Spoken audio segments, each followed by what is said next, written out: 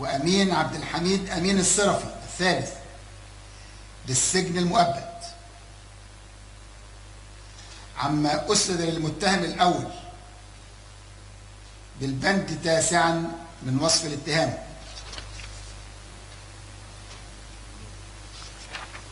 عما أسند لكل منهم بالبند تاسعا من وصف الاتهام.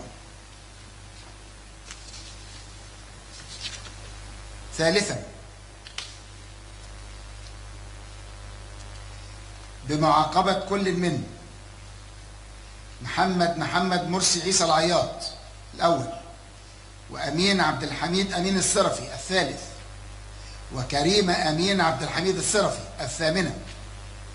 بالسجن لمدة 15